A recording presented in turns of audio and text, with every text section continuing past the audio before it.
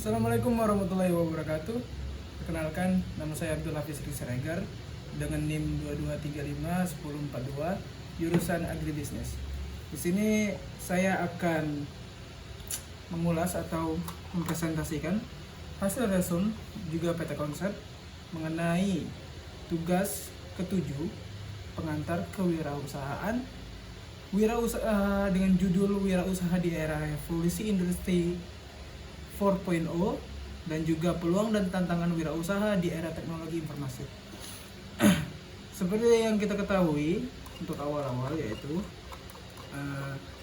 pengertian ya terlebih dahulu. Revolusi adalah perubahan ketatanegaraan dapat berupa pemerintah atau keadaan sosial yang dilakukan dengan kekerasan seperti dengan perlawanan bersenjata.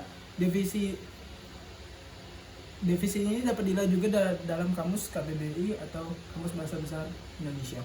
Juga industri adalah suatu bidang atau kegiatan ekonomi yang berkaitan dengan pengolahan atau pembuatan bahan baku atau pembuatan barang jadi di pabrik dengan menggunakan keterampilan dan tenaga kerja dan penggunaan alat-alat di bidang pengolahan hasil bumi dan distribusinya sebagai kegiatan utama. Maka jika digabungkan yang dimaksud ialah dengan revolusi industri 4.0 pada saat ini ialah keadaan di mana banyak aspek kehidupan berhasil dipengaruhi oleh perubahan global. Tentunya dalam perubahan-perubahan tersebut ada sisi peluang dan tantangan wirausaha di era teknologi informasi seperti saat ini atau di era revolusi industri 4.0. Yaitu seperti satu, munculnya peluang bisnis online baru atau e-business. Yang kedua, keinginan yang serba cepat. Tiga, media pemasaran semakin tak terbatas dan persaingan semakin tinggi. Yang keempat, yang terakhir, proses transaksi menjadi semakin mudah tetapi menjadi kecenderungan juga.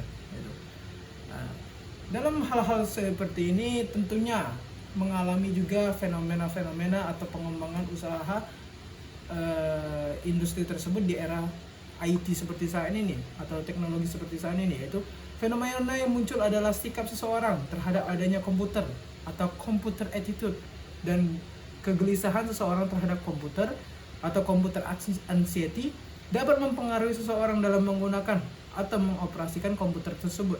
Kondisi tersebut mendorong industri keuangan berkolaborasi dan berkompetisi dalam menyediakan layanan transaksi keuangan bersifat cashless.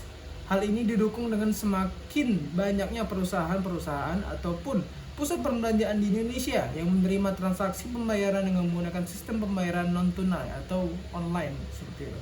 Cepat yang menjadi titik tumpuan ialah cepat, aman, nyaman, mudah dan efisien dalam bertransaksinya. Hal tersebut yang merupakan alasan masyarakat Indonesia memiliki respon yang besar terhadap sistem pembayaran non tunai atau online tadi.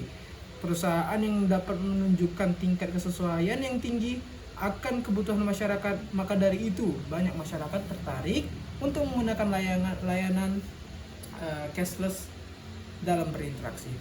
Mungkin sekian presentasi dari saya mengenai tugas ketujuh ini. Sebelumnya apabila terdapat kesalahan kata atau kesalahan sikap, saya mohon maaf. Kepada Allah saya mohon ampun. Saya akhiri wabillahi taufiq wal hidayah. Wassalamualaikum warahmatullahi wabarakatuh.